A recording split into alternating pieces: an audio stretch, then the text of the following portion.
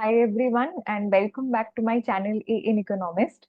So if you are someone who is following my Econometrics playlist from quite a time, you will know I have made a detailed playlist on classical linear regression model, and after that I have gone into the violation of the assumptions of classical linear regression model, where currently we are studying about the detection process of heteroscedasticity. So if you haven't watched my previous videos, I would recommend you to please do that. And that is very essential because this video will be a continuation of what we were doing in the previous videos, right? So particularly you have to know what I have done in part 11. So we have started with the methods or the tests of detection of heteroscedasticity. And in the previous video, I have already covered what is the Spearman's correlation test, Spearman's rank correlation test, where I have given you the step-by-step process of how to detect heteroscedasticity using this particular correlation test, right? So in this particular video, what I will do, I will go into the next test, what is known as the Goldfeld Quandt test, which is the most important test that is being used for detecting heteroscedasticity in our linear regression model. So this video is going to be very important. Please don't skip this video and watch this video till the end. In the very end, I will give you a numerical example as I always do. Using the numerical example, I will demonstrate the entire method. So let's start with the video, right? So if you haven't watched this part, I would recommend you to do so.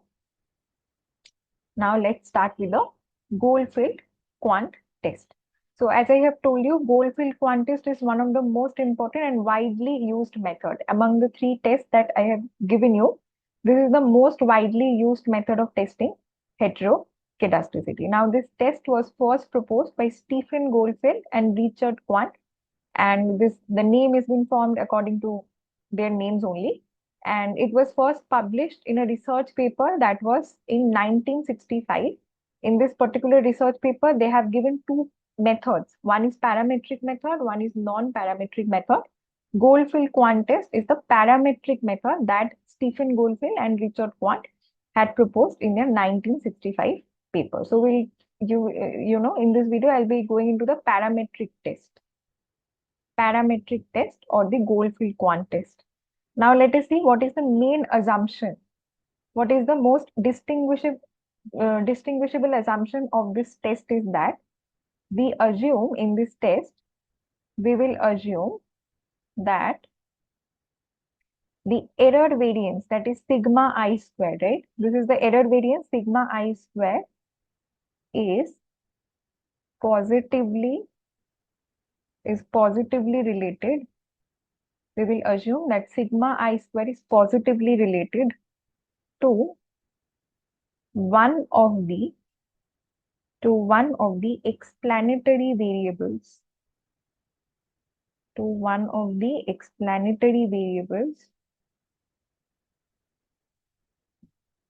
in the regression model. So in rank correlation test, we started with the formula of the test only, but we don't really have stated any specific assumptions for that. But in order to execute Goldfeld Quandt test specifically, you need this particular assumption, which is very important. So Goldfeld Quandt test tells you that sigma I square, which is the error variance, which varies basically with the values of xi. See here you have I, basically sigma I square. It's not constant, it varies with the values of xi. It specifically tells you that this sigma I square will be positively related to one of the explanatory variables. So suppose its explanatory variable is xi. If it increases, sigma I square will increase. So the direction will be the same. If xi square decreases, then sigma I square will also decrease. So this one-to-one positive relationship will be there in the model, right? So specifically, suppose this is our regression model, linear regression model. This is the same as we always consider. I is from 1 to n, basically. So if this is the model, then we will assume that sigma I square will be simply sigma square into xi square. This will be the structure. This will be the structure of our model. Now, error variance. This will be the structure of the error variance. where the sigma square is always positive. The sigma square is always positive. So we will say that sigma I square varies with xi, and this will be the, you can consider to be the proportionality constant, basically sigma square, some positive value, some proportionality constant to be sigma square. And as the value of xi increases, sigma square also increases, right? So this is the structure of the model. Now, step by step, let us see how to execute this test. So step one, what you have to do first, you need to order, you need to order or rank the observations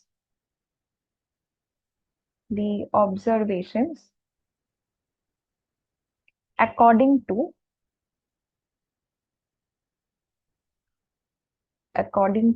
the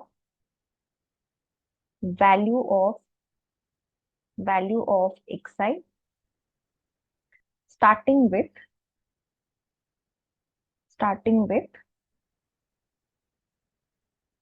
the lowest value, starting with the lowest value of xi, right? So this is the first step. In first step, what you have to do, suppose you have n number of observations, so you have x1, x2, x3 up to xn. See, while defining the model, I have written this. I is from 1 to n. So altogether, you have n observations.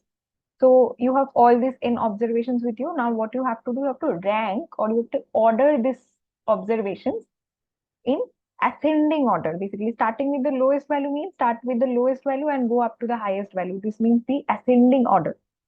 So what you have to do, ordered condition has to be satisfied. So this is x order 1. This has to be the lowest value. So x order 2 has to be greater than this. X order 3 has to be greater than this, and in this way, all the way up to x order n. So this will be the arrangement. In the first step, you have to arrange all the values, all the x values or the values of the explanatory variable that is given to you, right? So you have n observations, you simply arrange these values into ascending order. So this will be the highest value and this will be the lowest value. So capital X is basically represent the ordered arrangements, nothing else, right? This here, this in this bracket, this values will represent the numbering or the ordering of that arrangement. So as simple as that. This is step number 1. Now let's go to step number 2.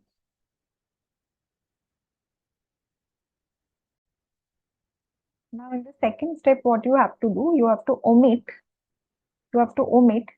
C central observation. Let me write it first. I'll explain everything. Omit C central observations where this C is specified. This C is specified a priori. A priori. A priori means before starting the experiment, basically. A priori means before starting the experiment. So what you have to do, omit the C central observation where the C is specified a priori and divide the remaining n minus C observations into two groups, each of n minus C by 2 observations.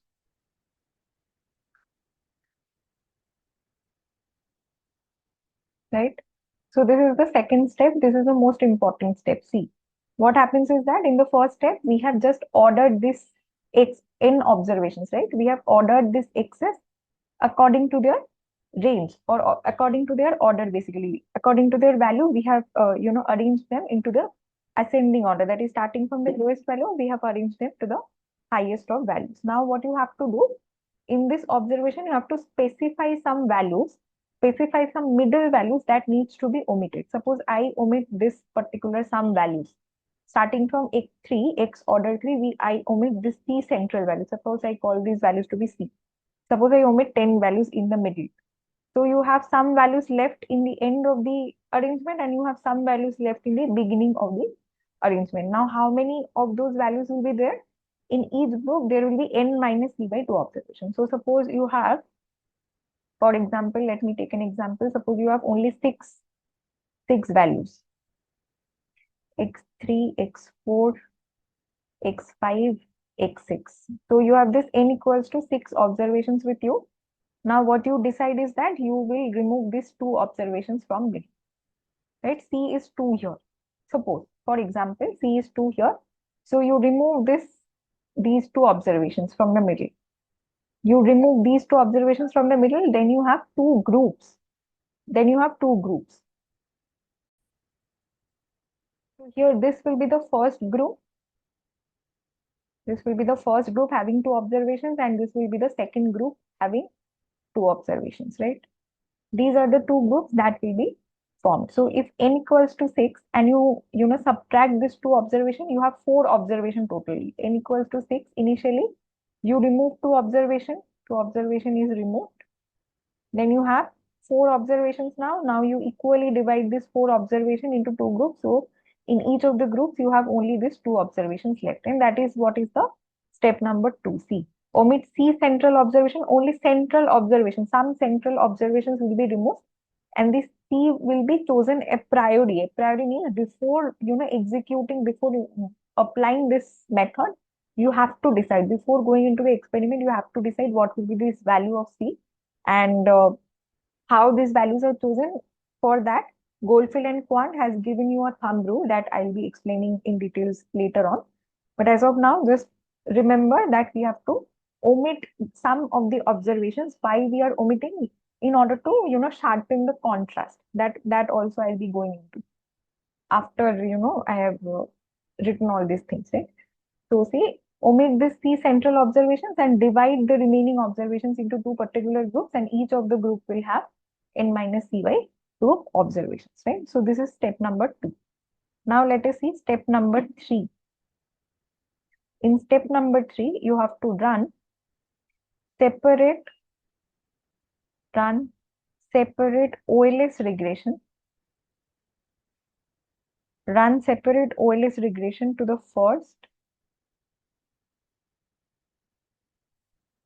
first n minus C by 2 observations, and the last n minus C by 2 observations, and obtain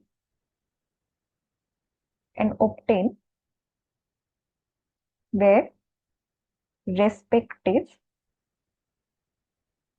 RSS. RSS is the residual sum of square. I have in details explained this many times before. If you haven't watched those videos, I'll give the link in the description. Please check that out. RSS for both the groups. So what is the third step? See, in the third step, what you have to do. So you have 2 groups already, right? I have told you this is the first group and this is the second group. Then step 3 is saying run separate regression on these 2 groups. So take the first 2 observation and run a separate regression on this. Take this last group and run a separate regression and find out the corresponding RSS. So for example, see x1 less than x2 less than x3 less than x4 less than x5 less than x6. This is what you have, and you don't have these observations. These observations are gone. You have already removed this observation. Now what you have to do, take this first group and suppose the regression look like this. Alpha 1 plus beta 1 xi or xi plus say epsilon I. This is the first regression. Run this regression and you will be getting observed value of this. You will be getting estimated value of alpha 1 cap, beta 1 cap. And this is something that you will land up to. Not only that, you will find out the corresponding residual sum of square, which is RSS1 for this particular regression. Now do the same thing for this particular thing. Suppose this is like this. Alpha 2, beta 2 xi plus say ui. Then run this regression. You will be getting, this will be y1 cap and this is y2 cap. You will get the estimated values of alpha 2 cap and beta 2 cap. And also you will be getting the RSS of this particular group. Suppose I call it RSS 2. So once you run step 3, you will be having two RSS, RSS 1, that is the RSS that you have got by estimating or running the regression, that is on the first group, right? This is on the first group, that is the lower values of X. These are the lower or the smaller values, right? These are the lower or the smaller values of X, and these are the higher values of X. These are the higher X values and these are the lower X values, right? So from the regression of corresponding to the lower X values, you have obtained RSS1, and from the regression corresponding to higher X values, you have obtained RSS2, right? Now what you have to do, let us see. Let RSS1 and RSS2 respectively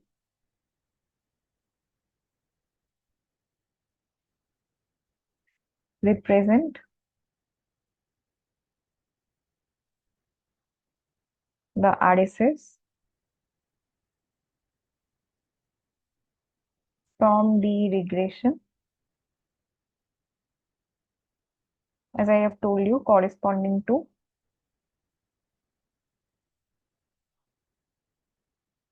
smaller xi values and larger xi values, right? So RSS1 is the RSS obtained from the regression corresponding to smaller x values, and RSS2 represents the RSS from the larger x values. Now, what will be the degrees of freedom corresponding to this RSS?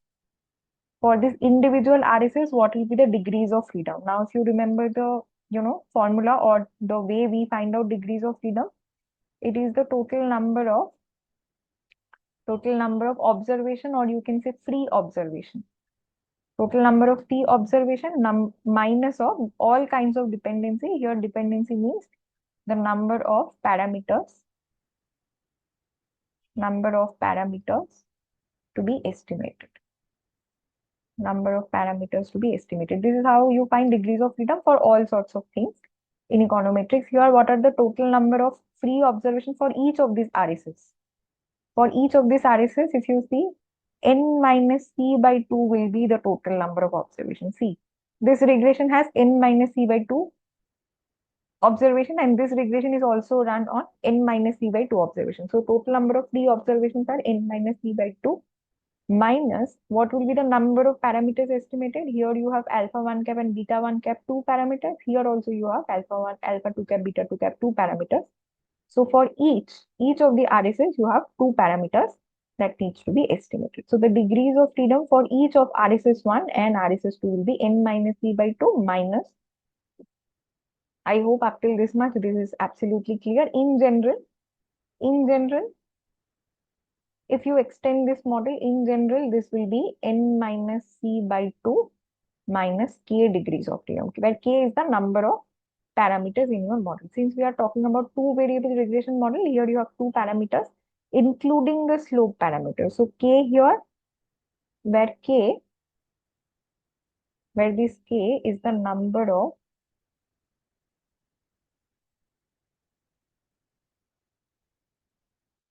parameters to be estimated,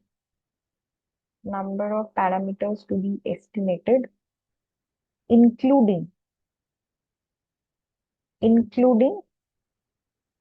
the intercept term, right?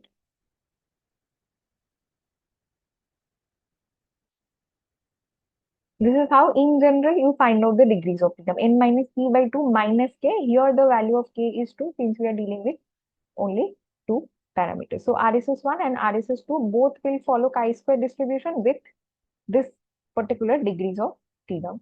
We have previously derived many a times that RSS follows chi-square distribution, and this will be the degrees of freedom in our particular case. Now let us go to step 4.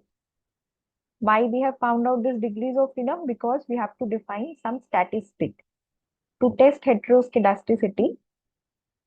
Let me call it HET for simplicity. To test heteroscedasticity, we define the test statistic. What is the test statistic? Test statistic here will be if statistic in the numerator you have RSS 2 upon the degrees of freedom, which is this 2. Yeah, this is 2. And in the denominator you have RSS 1 upon the corresponding degrees of freedom, which under H naught will follow F distribution with how many degrees of freedom? F distribution with n minus e by 2 minus 2 for the first term, n minus e by 2 minus 2 for the second term. And this will be the test statistic for your Goldfeld Quandt test. I know it might seem a little hard to you, but I hope you know the general structure of the F distribution. So F is basically the ratio of two RSS basically, right? Chi-square distribution with corresponding degrees of freedom. I have made a separate video on this T distribution, F distribution, and standard normal distribution, basically the probability distributions that you need to know before going into all this hypothesis testing and all. So you can check that video out. I'll give the link in the description. If you have any, questions on this, you can let me know in the description, in the comment section also, right? So as of now, please understand this will be test statistic will be F statistic, which under H naught will follow F distribution with this degrees of freedom, and this will be the structure. In the numerator, you have the bigger RSS. RSS corresponding to the higher values of X, and in the denominator, you have the RSS for the lower values of X, right? So if values are higher, the RSS are also expected to be higher. If the values are lower, RSS are also expected to be lower.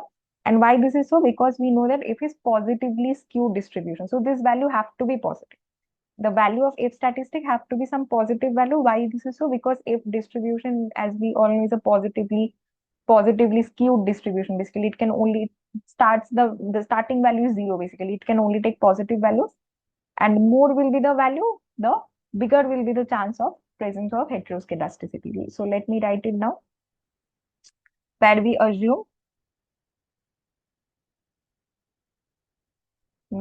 assume that RSS 1 and RSS 2 are independently distributed. They are independently distributed, and ui's or epsilon i's, whatever you call it, the error terms are normally distributed. They are normally distributed under the assumption of homoscedasticity. It basically means that in the null hypothesis, we always assume homoscedasticity, that is under H naught. This is the sign I have written here. Under H naught means this. Under H naught means under the assumption of homoscedasticity. So we'll assume that RSS1 and RSS2 are independently distributed. In the error term that you consider, it could be epsilon I, it could be ui. They are normally distributed. And the reason I have told you why we take this RSS to the bigger RSS on the numerator and smaller RSS in the denominator. If the numerator has greater value, bigger value, then there is a fair chance of this thing to be positive. We want this thing to be strictly positive because we want a valid F statistic value that might take the positive values, non-negative values.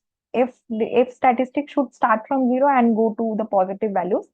This is the reason why we take the bigger RSS on the numerator and the smaller RSS, so that the F value will be a non-negative value, right? So this is the structure. Now the only thing left is to define the hypothesis and define the decision rule. So in under null hypothesis, so it will be what? Step number 5, basically. So step number 5 is to define the hypothesis that under H naught, we say there is no heteroscedasticity.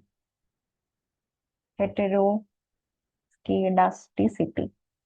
No heteroscedasticity means homoscedasticity is present in your model versus the alternative hypothesis will be there is heteroscedasticity.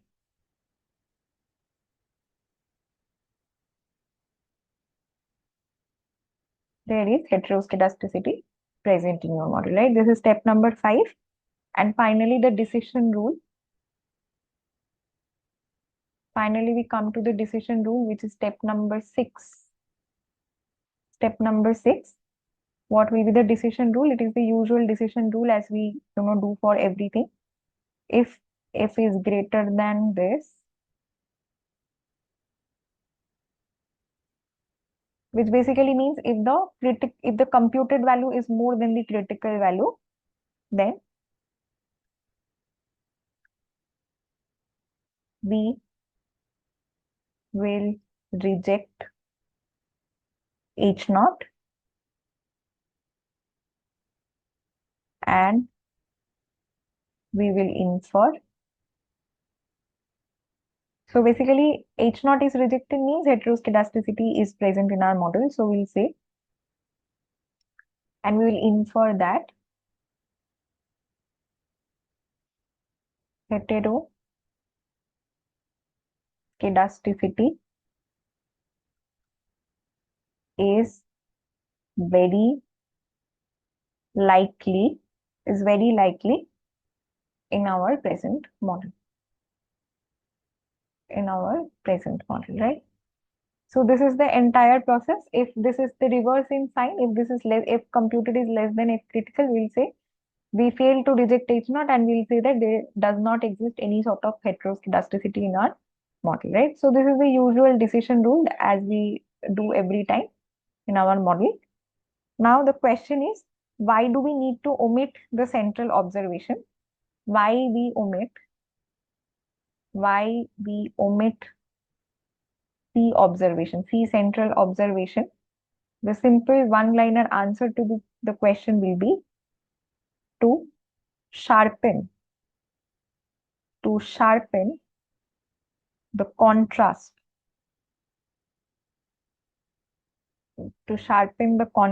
or difference between small variance group. Small variance, that is basically the group that we have represented by RSS1. Basically, the group having the RSS to be RSS1, small variance group, and large variance group.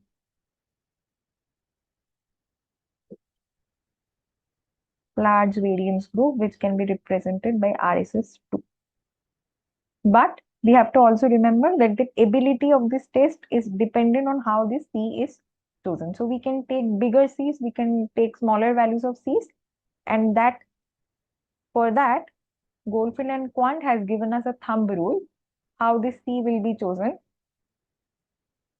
Let me write that and then we will go to the question that we'll solve.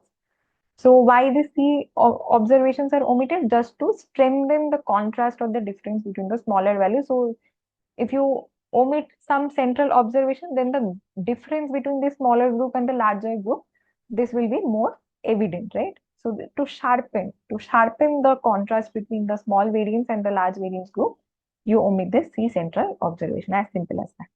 And what is the thumb rule for choosing the C? How do you choose the value of C? For that, Goldfeld and Quandt has given a thumb rule. That will be if the sample size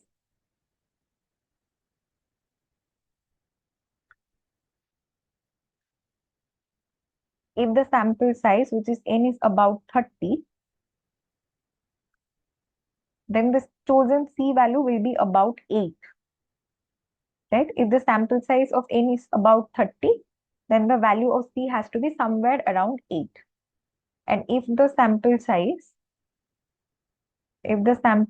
grows up to 60, suppose it is close to 60, then the C chosen value has to be around 16. So it is an approximate value, but it has to be something around this. Approximately the value is around 8. Approximately here the value should be around 16. So this is purely given by Goldfeld and Quandt. And in this paper, if you want to read the paper, you can let me know. I will try to find that paper and give the link in the description also. So this is a paper that you can study. In that paper, it is mentioned that if the sample size is close to 30, which means that it's a small sample. If n is less than 30, it's a small sample, then p has to be somewhere closer to 8. And if it is a large sample, n is 60, around 60, then 16 central observation had to be omitted, right? So this is the entire, steps that you need to follow in order to execute the Goldfield Quandt test. Let me give you a quick revision of what we have done.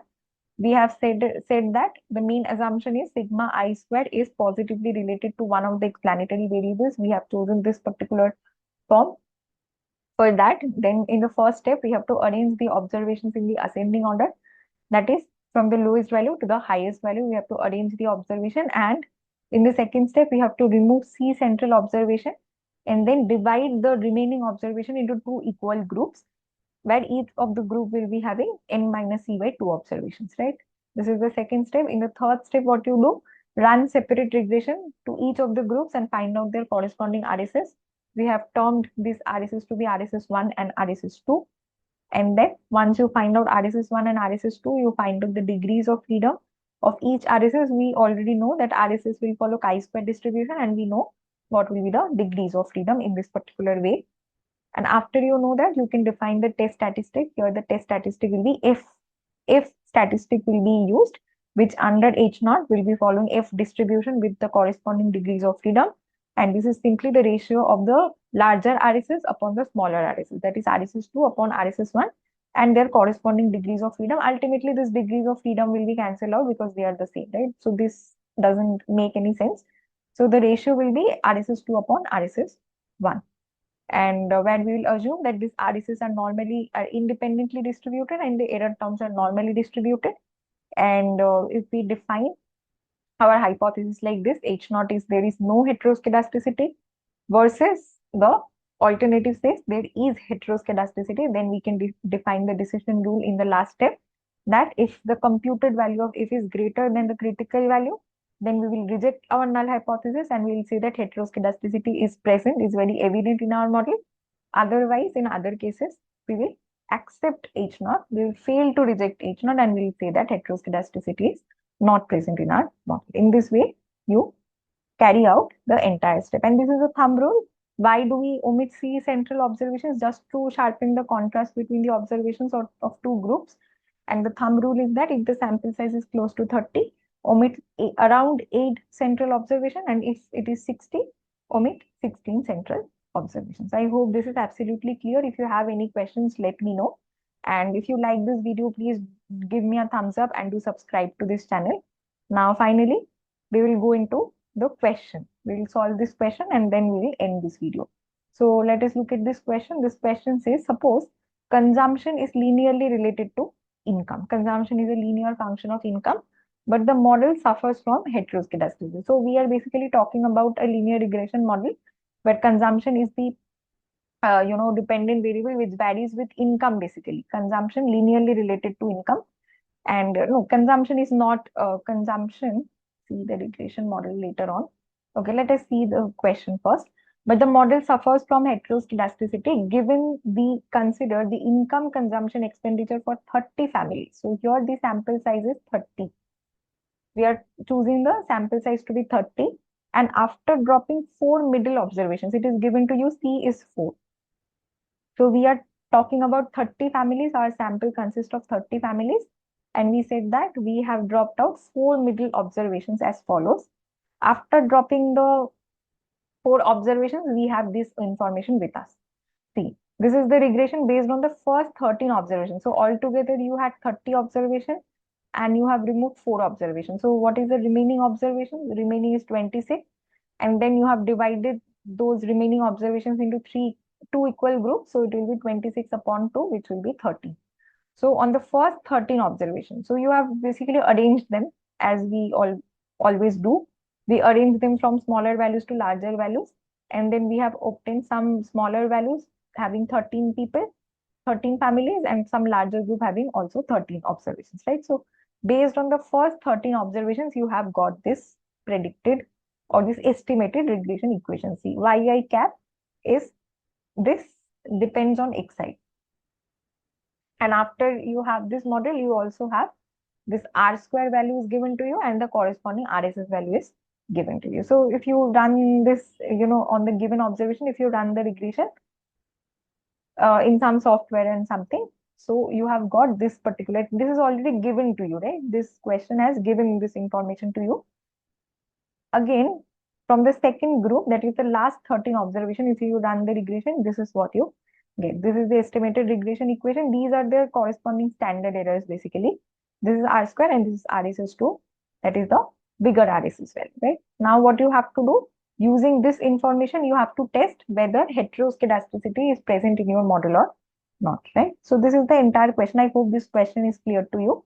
This is the model. These are the equations that we have to use and we have to test if heteroscedasticity is present or not in our model. So firstly, what you have to do, set up the hypothesis. Since the previous steps are already given to you, so they have already arranged the observations, they have omitted the central observations, they have run separate OLS regression on the observations, and the results are also given to you. So all these steps are already done for you. So you have to just set up the hypothesis and test whether heteroscedasticity is present or not. So we'll directly do that. We will set up the hypothesis. What will be the hypothesis? As I have told you, under H naught, we will assume that there is no heteroscedasticity. We will assume there is no heteroscedasticity, that is, homoscedasticity is present, versus the alternative, there is heteroscedasticity.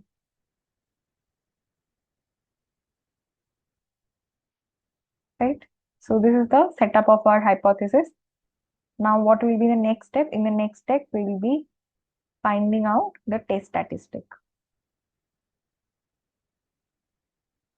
What will be the test statistic? As I have told you, F, which will be RSS2 upon the degrees of freedom upon RSS1 upon their corresponding degrees of freedom. Now, what is the value of RSS2? 1536.8. 1536.8. Now we have to find out the degrees of freedom. Let's keep it blank right now. 377.17. 377.17 is the RSS1. Now what will be the degrees of freedom? Degrees of freedom will be simply n minus c upon 2 minus 2. N is 30, this is 4, this is 2, this is 2. So this is basically 13 minus 2, which is basically 11, right? So here you have 11, here you have 11. Now, if you compute this statistic, I have already done this. So it will be something 4.07, around 4.07. So your F computed value is 4.07. Now, if you look at the F distribution table and you find out the critical value, if alpha at 5% significance level and 11 degrees of freedom, you will have this critical value to be 2.82. You can check it from the table that you have in your statistics and econometrics book. This is from the table. What I have got is that this will be around 2.82. So clearly what we see here is that clearly if computed value exceeds the F critical value, right? If computed value clearly exceeds critical value, hence what we can say, hence we will reject H naught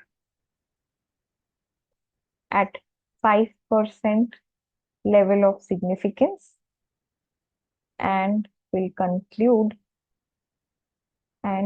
conclude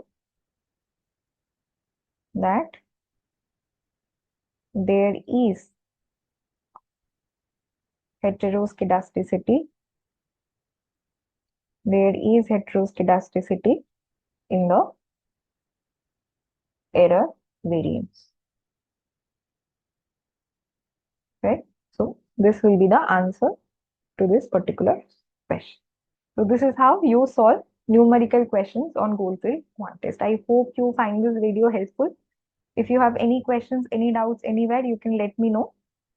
And if you like this video, do like this video, share it with your friends. And if you find this video helpful, then do subscribe to this channel, A in Economist. That will give me immense motivation to continue making such useful videos for you. Thank you for your time, and let's meet you in the next class.